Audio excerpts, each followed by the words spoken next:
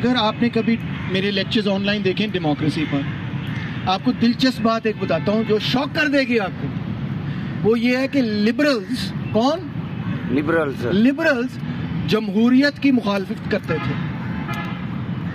Classical liberals جتنے تھے وہ جمہوریت کی مخالفت کرتے تھے. وہ کہتے تھے جمہوریت بڑی بری چیز ہے. کیوں؟ وہ کہتے تھے اس کے نتیجے میں غریب اقتدار میں آ جائیں گے. تو انہوں نے پھر ایک نیا قسم کا تصور پیدا کیا جس کو کہتے ہیں لبرل ڈیموکریسی. کیا کہتے ہیں؟ Liberal democracy. لبرل ڈیموکریسی کے اندر انہوں نے ایک پارلیمنٹری سسٹم ڈیزائن کیا. اس پارلیمنٹری سسٹم کا ڈیزائن ہی ایسا ہے کہ اس کے اندر غریب اقتدار میں نہیں آئے گا. فکر نہ کریں آپ. اس میں انہوں نے ایسے چیکس اینڈ بیلنسز رکھے ہوئے ہیں اس سسٹم کے اندر کہ وہ اس میں انہوں نے اپنا طبقاتی اقتدار قائم رکھا اور دوسری طرف انہوں نے ایسا امپریشن دیا کہ دیکھیں آپ نے ووٹ ڈالا ہے تو پھر بنی ہے حکومت بنی ہے. تو ہم بھی جمہوریت کے حق میں ہیں مگر ہم لبرل ڈیموکریسی کے حق میں نہیں ہیں. ہم ہیں سوشلسٹ ڈیموکریسی کے حق میں. ہم کہتے ہیں کہ اقتدار جو ہے وہ محنت کش لوگوں نے عوام نے سنبھالنا ہے. اس سے ہماری مراد یہ ہے کہ لبرل ڈیموکریسیز کے ادارے پاسے کرو اور نئے قسم کے جمہوریت پسند ادارے بناؤ جس کے اندر محنت کش طبقہ ڈائریکٹلی خود حکومت کے جو اختیارات ہیں وہ سنبھال سکے. ان کی کنسیپشن آف ڈیموکریسی اور ہماری کنسیپشن آف ڈیموکریسی میں زمین آسمان کا فرق ہے. ان کی کنسیپشن آف ڈیموکریسی میں سرمایہ داری اور سرمایہ داروں کی حاکمیت قائم رہتی ہے. ہماری کنسیپشن آف ڈیموکریسی میں سرمایہ داروں کی حاکمیت ٹوٹ جاتی ہے. جمہوریت شروع ہی تب ہوتی ہے جب سرمایہ داروں اور جاگیرداروں کا طبقاتی ہولڈ ٹوٹتا ہے. ہماری کانسیپٹ یہ ہے. آنسر آپ کے سوال.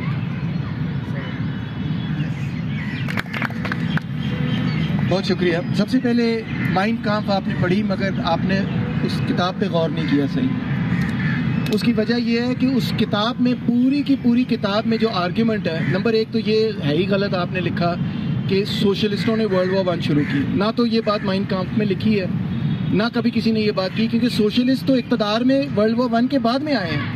اس سے پہلے تو اقتدار میں نہیں تھے. جو مائن کامپ میں بات ہے وہ ہے یہودیوں کے خلاف کہ وہ ایک یہودی سازش تھی. ایک تو یہ کلیئر کریں. دوسری بات، اگر آپ نے وہ کتاب غور سے پڑھی ہو تو آپ دیکھیں گے کہ اس کے پہلے 3 چیپٹرز میں ہٹلر کوئی بات نہیں کرتا یہودیوں کے خلاف.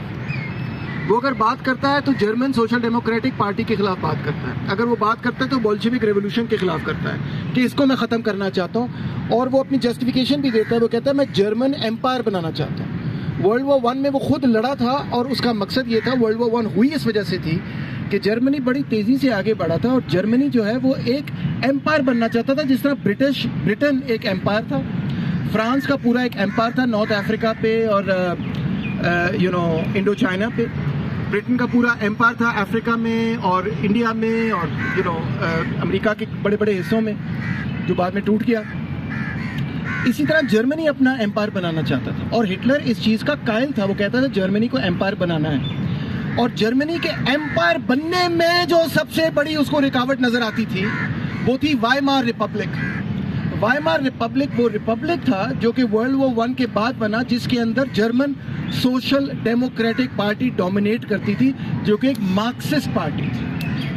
وہ کہتا تھا ایمپائر جرمنی کو ایمپائر بننے میں روکنے میں جو سب سے بڑی رکاوٹ ہے وہ یہ پارٹی ہے German social democratic labour Marxist party ہے.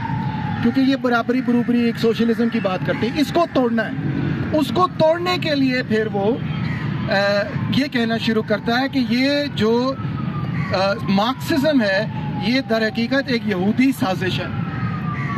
وہاں سے وہ یہودی سازش لے کے آتا ہے اور آپ پڑھ سکتے ہیں اس کی پوری آرک اس کتاب کے اندر نظر آتی ہے. آپ کو اس آرگیومنٹ کی آرک نظر آتی ہے.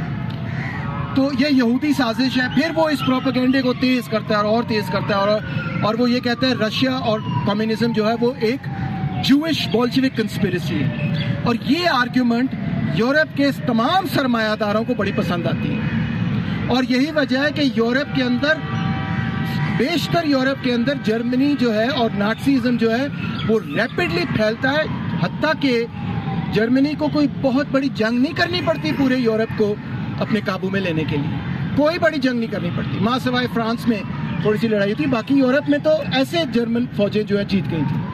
اور پورے کے پورے یورپ کو پھر وہ کمبائن کرتا ہے اور کس کے خلاف استعمال کرتا ہے؟ سوویت یونین کے خلاف، اور 50 ملین لوگ اس میں مارے جاتے ہیں. اور جہاں تک نازی پارٹی کا تعلق ہے تو اس کو بھی آپ اسٹڈی کریں کہ وہ کہتا ہے ہم نیشنل سوشلسٹ ہیں. یہ بات بہت لوگ کنفیوز ہو جاتے ہیں. کیوں؟ کیونکہ وہ یہ کہہ رہا ہے کہ وہ جو ہے نا وہ انٹرنیشنل سوشلسٹ ہیں، اور انٹرنیشنل سوشلزم ایک جوش بولشوک کنسپیریسی ہے، اور ہم نیشنل سوشلسٹ ہیں. اچھا، وہ نیشنل سوشلزم کا لفظ کیوں استعمال کرتا ہے؟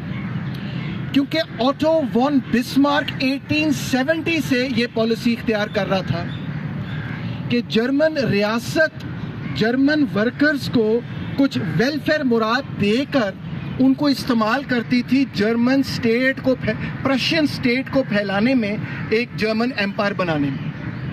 سو یہ ایک امپیریلسٹ پروگرام تھا بیسکلی، وہ کوئی سوشلسٹ نہیں تھا. وہ یہ چاہتا تھا کہ مزدوروں کو مراد دیں گے تاکہ مزدوروں کو یہ کہا جائے کہ آؤ ہماری مدد کرو. ایک ہم یہ نہیں کہ سرمایہ داری نظام ختم کر دیا جائے، مگر یہ کہ جرمن سرمایہ داروں کی مدد کرو، ریاست کی مدد کرو، تاکہ ہم پوری دنیا پر اپنی ایک سلطنت قائم کریں، ایک امپیریلزم قائم کریں. So you have to understand the argument by Hitler. The argument by Hitler is not کہ ہم سوشلزم قائم کریں گے. Not at all. The main argument of Hitler is کہ ہم نے بولشوزم یعنی کمیونزم کو ختم کرنا ہے، اور اس کے لیے جو کچھ ہمیں کرنے کی ضرورت ہے ہم کرنے کے لیے تیار ہیں. اور یہی وجہ تھی کہ ہینری فورڈ جیسے لوگ اور ایون برٹش جو اسٹیٹ کی مونارکی میں بہت سارے لوگ جو تھے وہ پرو ہٹلر تھے، اور ہٹلر کو ڈیفیٹ کرنے میں کمیونسٹوں کا اہم کردار تھا. یہ 26 ملین بندہ سوویت یونین نے قربان کیا اور پھر جا کے نازیزم کو اور فیشزم کو شکست دی. سو یہ اب کہہ دینا کہ مطلب جیسے کہ یہ سوشلسٹ موومنٹ کی پیداوار تھی تو بالکل تاریخ کو مسخ کرنے کے برابر ہے، بالکل ریورس کرنے کے برابر. یہی معاملہ رشیا اور چائنا کی تاریخ کے ساتھ بھی آپ کر رہے ہیں. آپ جو تاریخ پڑھ رہے ہیں یہ سرمایہ داروں کی لکھی ہوئی تاریخ ہے. آپ ان کی اپنی تاریخ اٹھا کے پڑھیں کہ وہ اپنی سوسائٹی اور ہسٹری کے بارے میں کیا کہتے ہیں. چائنا کو لے لیجئے. چائنا کہتا ہے کہ ہمیں ایک سینچری آف ہیوملیشن فیس کرنی پڑی، 100 years آف ہیوملیشن. جب برٹن یہاں پہ ایسٹ انڈیا کمپنی ہمارے ملک میں آ کے اوپیم افیم بیچا کرتی تھی، اور جب ہم اسے روکنے کی کوشش کرتے تھے تو ہمارے خلاف وہ جنگ کرتی تھی ان دا نیم آف فری ٹریڈ، اور ہماری ریاست کو نیست و نابود کیا، ہمیں کالونائز کیا. اور یہی کچھ جرمن اسٹیٹ کرنے کی کوشش کر رہا تھا سوویت یونین کے ساتھ. لیونسٹروم کیا تھا؟ لیونسٹروم جو نازیز کا نعرہ تھا، اس کا مطلب ہے لیونگ اسپیس. کہاں لیونگ اسپیس تھی؟ وہ لیونگ اسپیس ساری فارمر سوویت یونین میں تھی، جہاں کے لوگوں کو وہ ختم کر دینا چاہتے تھے کہ یہاں پہ ہم جرمن لوگوں کو آباد کریں گے، ان سلاوز کو ہم قتل عام کر دیں گے، مار دیں گے ان سب کو. یہ لیونگ اسپیس جرمنز کے لیے بنائی جائے گی، اور انہوں نے بنائی. جب 5 سال وہاں پہ انہوں نے حکمرانی کی تو انہوں نے وہاں پہ اتنا بڑا قتل عام کیا کہ آپ تصور بھی نہیں کر سکتے. صرف یہودیوں کا نہیں ہوا، میسز آف لوگوں کو وہاں سے قتل کیا گیا اور جرمنز کو وہاں سیٹل کیا گیا باقاعدہ. تو جو سوویت یونین کے لوگ تھے انہوں نے اس اتنے بڑی خوفناک چیز کے خلاف اپنی سوسائٹی کو موبلائز، آرگنائز اور ملٹرائز کیا. ان کو پتا تھا یہ آفت آ رہی ہے، ان کو پتا تھا کہ ملینز آف لوگ یہ ماریں گے، جرمنز اور نازیز اور یہ سارے امپیریلسٹ. اور انہوں نے اس چیز کے لیے 20 سال تیاری کی. جیسے ان کا انقلاب ہوا اس کے بعد سے ان کی تیاری یہ تھی. جب ان کا انقلاب ہوا تو سب سے پہلے تو آپ کو پتا 14 ملکوں نے ان کو انویٹ کر دیا. جب رشین ریولوشن ہوا 14 کنٹریز نے ان کو انویٹ کر دیا. 10 ملین بندہ مارا وہاں پہ، اتنا بندہ مرا کہ وہاں قید پڑ گئی. اس سے انہوں نے اپنے آپ کو ریکور کیا. جیسے انہوں نے اپنے آپ کو ریکور کیا، ادھر سے ہٹلر آ گیا، ادھر سے فرانکو آ گیا. انہوں نے کہا ہم تیاری کر رہے ہیں تو دوسری جنگ کے لیے. تو دوسری جنگ عظیم تو 20 سے ہی لوگوں کو سمجھ آ گئی تھی کہ ہونے جا رہی ہے. تو انہوں نے کہا ٹھیک ہے. سوویت یونین نے کیا کہا؟ Rapid industrialisation. ہم نے 10 سال کے اندر اتنی انڈسٹریلائزیشن کرنی جتنی یورپ نے 100 سالوں میں انڈسٹریلائزیشن کی. اب وہاں پہ اب آپ خود اندازہ کر سکتے ہیں کہ اگر آپ کسی ملک کو 10 سالوں میں اتنی ترقی کروا رہے ہیں جو 100 سالوں میں ہوئی ہے, تو وہاں پہ کیسا ڈسپلن لاگو ہوگا؟ سخت ڈسپلن ہوگا. سخت ڈسپلن تھا. انہوں نے 10 سالوں کے اندر وہ میک اپ کیا اور باقی انڈسٹریلائز کیا. اور جب یہ جنگ چھڑی تو انہوں نے صرف جرمنی کو ڈیفیٹ نہیں کیا, انہوں نے صرف نازیز کو ڈیفیٹ نہیں کیا, کیونکہ نازیز نے سارے یورپ کو ٹیک اوور کر کے سوویت یونین پہ اٹیک کیا. انہوں نے سارے کے سارے یورپ کی کمبائنڈ ملٹری فورس اور اکنامک فورس کو شکست دی. اور اگر وہ شکست نہ دی جاتی, یہ بھی غور سے سنیں, تاریخ کو سمجھیں, اگر یورپ کو وہ شکست نہ دی جاتی تو جتنی third world countries European countries کی غلام تھی وہ آزاد نہیں ہو سکتی تھی. یہ کوئنسیڈنس ہے کہ 47 میں آپ آزاد ہوئے, جب 45 کے اندر پورے یورپ کو شکست دی سوویت یونین میں. یوں تو خود ہی ہو گیا. 200 سالوں سے حکمرانی جو یہاں پہ کر رہے تھے, ہم ان کے خلاف لڑ نہیں سک رہے تھے, کیسے ڈیفیٹ کیا بھائی؟ وہ وہاں پہ ڈیفیٹ ہوئے. اور سوویت یونین نے یہ کہا کہ ہم پوری تھرڈ ورلڈ کنٹریز کی نیشنل لبریشن سٹرگلز کو فنڈنگ بھی دیں گے, ہتھیار بھی دیں گے, فوجیں بھی بھیجیں گے ان کو آزاد کرنے کے لیے. اور انہوں نے بھیجی, جس کی وجہ سے یہ کلونیل سسٹم ٹوٹا. خوابوں میں رہ رہے ہیں آپ, اسی کو گالیاں نکال رہے ہیں جو آپ کے ڈائریکشن میں لڑ رہا ہے. چائنا کا بھی یہ حال ہے. چین کے لوگوں سے پوچھیں ماؤ کے بارے میں کیا کہتے ہیں. کیا آپ کا خیال ہے چین کے لوگ یہ کہتے ہیں ماؤ ڈکٹیٹر تھا؟ You must be mad. یہ تو امریکن پروپیگنڈا ہے. چین کے لوگ یہ کہتے ہیں as the father of our nation, the father of modern China, the hero of the Chinese people, کہ اس نے 100 سال کی غلامی سے ہمیں نکالا. یہ کہتے ہیں چائنا کے لوگ. کون سی دنیا میں رہ رہے ہیں؟ کوئی بندہ ڈکٹیٹر نہیں کہتا ان کو, اس پہ ان کے اپنے ملک کے اندر. وہ کہتے ہیں ہیروز ہیں یہ ہمارے. وہ تو ویسٹ کا پوائنٹ آف ویو ہے. ویسٹ کے لیے تو ٹیپو سلطان بھی ولن ہے, ویسٹ کے لیے عمر مختار بھی ولن ہے, ویسٹ کے لیے ہر بندہ وہ ولن ہے جو اپنے ملک کے لیے کام کرے اور اس کو آزاد کرنے کی کوشش کرے اس کولونیل سسٹم سے. ماؤ کی اسٹرگل کس کے خلاف تھی؟ چین کی آزادی کے لیے تھی. سو پلیز اس بات کو مس انڈرسٹینڈ, اتنا بری طرح سے مس انڈرسٹینڈ کرنا اس کی حد صاحب. بھٹو کی آپ نے بات کی, آپ نے ایس ایم ظفر کی کتاب کا حوالہ دیا. بھائی ایس ایم ظفر کی تاریخ بھی تو نکالو. ضیاء الحق کے ساتھ تھا, نہیں پتا آپ کو؟ خلاف نہیں تھا, اس کے ساتھ تھا. خود ان کے خلاف لکھا جو ڈکٹیٹر کون ہوتے. آپ دیکھیں اس کا لیگل کریئر, دیکھیں اسی کتاب کو, دیکھیں اس نے ٹوٹلی, دیکھیں میں آپ کو بتاتا ہوں, جب حمود الرحمان کیس ہوا, حمود الرحمان کیس نے یہ کہا کہ یحییٰ خان کی وجہ سے وہاں قتل عام ہوا, 30,000 بندہ مرا اور فوج نے غلط کیا. جماعت اسلامی اور یہاں کے ریئیکشنری طبقات نے پروپیگنڈا شروع کیا یحییٰ کو بچانے کے لیے, اور سارا مدعا بھٹو پہ ڈال دیا. یہ بات درست ہے کہ بھٹو نے ملٹری آپریشن سپورٹ کیا. وہ اپنی کتاب میں لکھتا ہے, وہ کہتا ہے شکر ہے اللہ کے فضل سے پاکستان بچ گیا ہے. مگر اسی کتاب میں بھٹو لکھ رہا ہے کہ مجھے تو خبر بھی نہیں تھی ملٹری آپریشن ہونے جا رہا ہے. اور اس کو نہیں تھی کیونکہ وہ اسی وقت جب ملٹری آپریشن لانچ ہوا اس شام کو اس کی مجیب الرحمان سے ٹاکس ہو رہی تھی. اور وہ کہتا ہے میں اپنے ہوٹل روم میں واپس گیا اور میں نے دیکھا فوجیں نکل آئی ہیں. وہ آپ کا خیال, بھٹو اس وقت پرائم منسٹر نہیں تھا, بھٹو کے پاس کوئی کانسٹیٹیوشنل پاور نہیں تھی. کس کے پاس اقتدار تھا؟ کون پریزیڈنٹ آف پاکستان تھا؟ یحییٰ پریزیڈنٹ آف پاکستان. کون فوجوں کو آرڈر کر سکتا تھا کہ جاؤ جا کے مارو ان کو؟ بھٹو آرڈر کر سکتا تھا. نہ تو وہ چیف آف آرمی اسٹاف ہے, نہ وہ پرائم منسٹر ہے, نہ کچھ بھی نہیں ہے. کیا کرے گا آرڈر؟ یحییٰ نے آرڈر کی. تو یہ یہاں پہ ایک طوفان پروپیگنڈا کا کیا گیا کہ صرف اور صرف ذمہ داری بھٹو پہ ڈال دی گئی. میں پرو بھٹو نہیں ہوں, مگر تاریخ کو مسخ نہ کریں پلیز. بلوچستان میں بھی بھٹو نے آپریشن کیا. میرے والد صاحب بھٹو کے خلاف لڑے, میرے چچا بھٹو کے خلاف لڑے, ٹھیک ہے. تو میں پرو بھٹو نہیں ہوں, مگر تاریخ کو مسخ نہ کریں. جب آپ صرف اور صرف ذمہ داری بھٹو پہ لگائیں گے تو اس کا اصل مقصد یہ ہے کہ فوج کو معافی دے دی جائے. اور یہ ہمیشہ یہی مقصد رہا ہے. یہ باقاعدہ جماعت کا بڑا لمبا پروپیگنڈا رہا ہے پاکستان کی تاریخ میں کہ ساری ذمہ داری بھٹو پہ ڈال دی جائے. مگر بھٹو نے آپ دیکھیں, یہ بھی دیکھیں کہ آفٹر 73 بھٹو نے جا کے بنگلہ دیش کو ریکگنائز کیا اور پھر شیخ مجیب کو یہاں 74 میں دعوت دی کہ جو غلطیاں ہوئی اس کے لیے معافی. آپ نے یہاں پہ آنا اسلامک سمٹ کانفرنس میں. مجیب یہاں آیا کہ نہیں آیا؟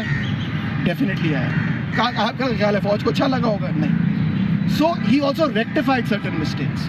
اور اس کا بھٹو کے سوشلسٹ ہونے سے کوئی تعلق نہیں, خدا کا خوف. اس سے تو یہ گواہی ملتی ہے کہ وہ سوشلسٹ نہیں تھا. یہ گواہی تو نہیں ملتی کہ یہ سوشلسٹ تھا, کیونکہ پورے سوشلسٹ جو تھے وہ یہی کہہ رہے تھے کہ بھائی جان یہ کیا کر رہے ہو تماشا. جو پاکستان کے سوشلسٹ تھے وہ تو یہ نہیں کہہ رہے تھے کہ یہ کرو. بھٹو کی جو شروعات تھی وہ تھی ملٹری ڈکٹیٹر کے ساتھ, وہ تھی اسکندر مرزا کے ساتھ, پھر ایوب خان کا وہ فورن منسٹر رہا. ہوا چل رہی تھی سوشلزم کے حق میں, اس نے بھی اپنے آپ کو سوشلسٹ کہہ دیا, ٹھیک ہے. مگر یہاں کے سوشلزم کے نمائندے ذوالفقار علی بھٹو نہیں ہیں. یہاں پہ سوشلزم کے نمائندے ہیں فیض احمد فیض, یہاں پہ سوشلزم کے نمائندے ہیں حبیب جالب, احمد فراز. وہ تھوڑی ہیں جو کمیونسٹ پارٹی کے لوگ ہیں, وہ ہیں یہاں کے سوشلزم کے نمائندے. تو انہوں نے ایسی کبھی کوئی بات کی. تو ہم تو ہمیشہ یہ کہتے آئے ہیں کہ بھٹو, اور بھٹو خود کہتا ہے کہ میں نے سب سے بڑا کردار ادا کیا یہاں پہ پاکستان میں سوشلزم اور کمیونزم کو روکنے کے لیے. پڑھا اپنے انٹرویو میں, اس نے باقاعدہ انٹرویو میں کہا. سو بھٹو جو ہے وہ ایک سوشل ڈیموکریسی بنانا چاہتا تھا, اور اس میں بھی اس نے جو نیشنل کویسچن ہے اس پہ ہمیشہ اپرچونزم دکھایا, اور ہمیشہ فوجی اسٹیبلشمنٹ کا بلوچستان پر بھی اور بنگلہ دیش کے کویسچن پر بھی, اور اس وقت خیبر پختونخوا کی نیب کے ساتھ کانٹرڈکشن پر بھی اس نے ہمیشہ فوجی اسٹیبلشمنٹ کا ساتھ دیا. اور جو لیفٹ کے لوگ تھے جو نیب کے ٹریڈیشن سے نکلے تھے, یہی وجہ تھی کہ وہ بھٹو پہ اعتماد نہیں کرتے تھے. آپ کو پتا ہے بھٹو بڑا پولیٹیشین جب نہیں تھا تو وہ نیب کے پاس آیا, نیشنل عوامی پارٹی کے پاس, اور اس نے کہا کہ مجھے میرے ساتھ سیٹ ایڈجسٹمنٹ کر لیں, مجھے اپنی پارٹی میں لے لیں. اور بزنجو صاحب اس کے حق میں تھے, مگر نیب کی اکثریت اس کی مخالفت کرتی تھی. وہ کہتی تھی یہ ڈکٹیٹر کا فورن منسٹر رہا ہے, ہم اس کو اپنی پارٹی میں نہیں لے سکتے. پھر بھی بھٹو نے بعد میں نیب سے کہا ہمارے ساتھ سیٹ ایڈجسٹمنٹ کر لو, وہ بھی نیشنل عوامی پارٹی نے قبول نہیں کی. بزنجو صاحب اس کے حق میں تھے, باقی نیب اس کے خلاف تھی. تو میں آپ کو یہ بتا رہا ہوں کہ اس کا بھٹو کی غلطیاں ہمارے کھاتے میں ڈال دینا تو یار سراسر زیادتی ہے ہمارے ساتھ. یار ہمارا تعلق ہی نہیں اس کے ساتھ, ہم تو نکلے ہیں کمیونسٹ پارٹی سے, ہم تو وہ مارکسسٹ ٹریڈیشن ہے. ہاں نیب کے ساتھ ہمارا ایک بہت اسٹرانگ لنک تھا ماضی میں, اب نہیں ہے. تو اگر وہاں سے ہم سے کوئی غلطی ہوئی ہے تو بتائیں, مگر بھٹو کی غلطیاں میرے سے ڈال دینا جو ہے نا, میرا خیال ہے یہ صحیح نہیں. تو امید ہے اس سوال کا جواب مل گیا ہوگا. آپ کا بہت شکریہ, بہت اچھے سوال پوچھے. میں نے بڑے جذباتی جواب دیے, آپ نے برا نہیں منانا. مقصد یہ ہے کہ تھوڑا سا بات ہو جائے. مطلب ایک چیز پوائنٹ ہے کہ کو حل کرنے کا طریقہ یہ کہ تینوں کہہ رہا ہوں, تمام زبانیں برابر ہوں گی. جمہوریت اور مساوات کی بنیاد پہ تمام قوموں کے درمیان تعلقات اور معاملات طے کیے جائیں گے, اور جو پریویلیجز ہسٹوریکل جو پریویلیجز قوموں کو ملی ہیں وہ ختم کرتے ہوئے تمام قوموں کو مساوی لیول پر سماجی, سیاسی اور ثقافتی لیول پر لایا جائے گا. یہ ساری بات میں نے لیکچر میں کی. 5 پوائنٹ یہ دیکھو یہاں پہ پوائنٹ لکھے بھی ہیں, یہ سارے گر تو نہیں میں آپ کو بتاؤں گا نا.